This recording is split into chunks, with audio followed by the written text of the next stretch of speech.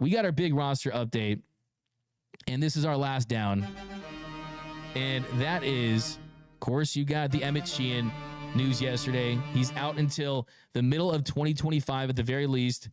He underwent successful Tommy John surgery last Wednesday. That ended his 2024 season. During the spring, it was reported that he was dealing with general body soreness and that he was just not able to bounce back and recover. And he ends up going with Tommy John surgery. He's going to be out. Sheehan told reporters yesterday, it's super frustrating. Obviously, being on a team like this, it's really cool to be around these guys. I don't think there's any point to being down in the dumps about it right now. There's a lot of work to be done ahead of me, but I've been in these situations before where it didn't seem like I was going to make it to the big leagues or get drafted, stuff like that. I don't know. I always feel like there's light at the end, so I'll be all right. So that's the mindset. That's the mentality that you have to have. And Emmett Sheehan's a great kid. I mean, this is someone who, like he said, he's totally persevered. During COVID, he studied all the great pitchers and completely changed his attack plan and his mechanics. And he turned himself into a legitimate big league pitcher that he had the inside track of being the Dodgers' number 5 starter. And even if he didn't win that job, he was going to be someone they were going to lean on to be one of their explosive, versatile pitchers that you could use because of how explosive that four-seam fastball is. I told you before, I've talked to people in the organization, and last year they were telling me this is the best, most explosive fastball we have within the Dodgers, and you knew they were going to use it. But he's on his way back. He's going to go through this process. I know he's going to kill it in recovery. Next one, we got Dustin May. Dustin May is supposed to return at some point after the All-Star break. He's still rehabbing from last summer's shoulder surgery that he underwent, and he started a throwing program at Camelback Ranch over the weekend. Dave Roberts said that he watched some of May's rehab start through a video he was provided, and he said it was good to see him get off the mound. The stroke looked really good. So Dustin May, he's continuing to take strides, no major setbacks, so that's definitely a positive. Bobby Miller, big Bobby Miller up. So this is going to be a Bobby Miller up, and that is Bobby Miller is going to be participating in a three-inning, I'm going to update that, a 3-inning simulated game. He's going to face hitters today. I'm heading over to Dodger Stadium right after the show, and I'm going to get video of that. So be on the lookout for that. He hasn't pitched in a game since April 10th. He's been out with shoulder inflammation. He did face hitters last Wednesday up in San Francisco during the Dodgers series win over the Giants. He threw a bullpen session at Dodger Stadium on Saturday, and Dave said that he is going to be back soon-ish. He's going to need multiple rehab starts to get ramped up to 5 innings, but he's going to be back, and it could be at some point in early June, and things are trending in the right direction. But we got a live update. This is from my guy, Mr. Noah Camrus, and it's Dustin May who just tweeted out day 125 in a green check, #first pen. So there's D. May throwing off the mound there at Camelback Ranch. We'll have to post this video in the next episode. Well, you see that run. He's looking good.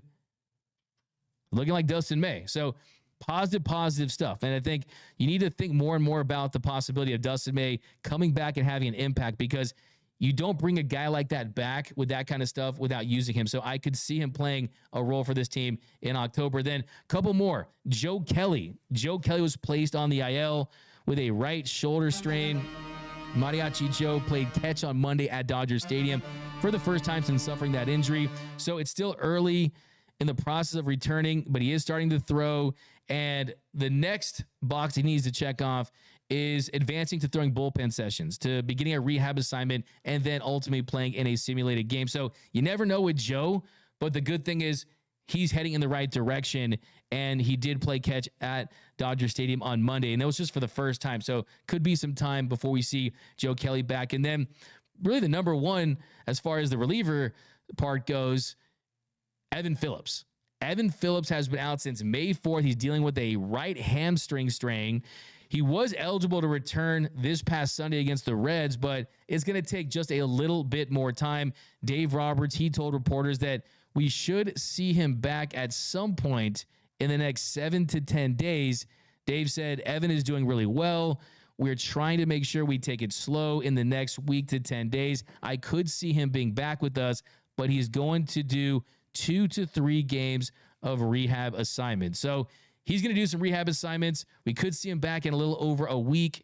Right now, they're holding it down with the acquisitions that they picked up. And we know the Dodgers are good at finding guys on the margins and having them play a role. Eliezer Hernandez gave those home runs yesterday, but it's only a matter of time that Evan Phillips is going to be back. And it's not like you would have seen him in that role yesterday anyway. I was reading Bob Nightingale's newsletter. My friend, my good close friend, Mr. Bob Nightingale, and Noah Cameras' close friend, Bob Nightingale, he mentioned this very interesting nugget where he says, if the Los Angeles Dodgers ask Shohei Ohtani to give up pitching and be an everyday outfielder in the future, 2 persons familiar with Ohtani's thinking say he'd likely be amendable. Obviously, Ohtani loves hitting and is perhaps the best in the game to do it, but those close to him say that he doesn't have the same passion for pitching as hitting. He does both simply because he can do it. So this to me is a definite down. And you guys know I went in on this topic yesterday. Having Shohei Ohtani and not using him as a pitcher is similar to having a Bugatti and the keys to one and not driving it, right? You have to take advantage of someone who, without question, is a top 10 pitcher in this league. Last time we saw him, he was working the sweeper, he was working the splitter down the zone. He can throw 100 miles per hour. On the biggest stage, he struck out one of the best, if not the best, players of his generation in Mike Trout in the WBC. So the idea of not using him as a pitcher at all to me is quite frankly ridiculous, right? You have to see if he can go and be that guy. And if he's not the ace level Ohtani, maybe you consider other options. But right now, I don't see any reason why Shohei Ohtani can't come back and be one of the best pitchers in the world. I think if anyone can do it, it's certainly him. And if it's what he wants, though, and if I'm the Dodgers there, I'm like, wait a second. You know, if Ohtani came to the Dodgers and wanted that, that's a whole different story. But I think they're going to see if he can recapture what he was on the mound. And if he can, you'll see a 6-man rotation. You'll see the Dodgers taking advantage of a once-in-a-sport level skill set. Let's not forget, what makes Ohtani the unicorn is that he can pitch and he can hit. He's a Cy Young level pitcher and an MVP winning hitter. If he's just a hitter, yes, he's still going to go down as one of the all-time greats.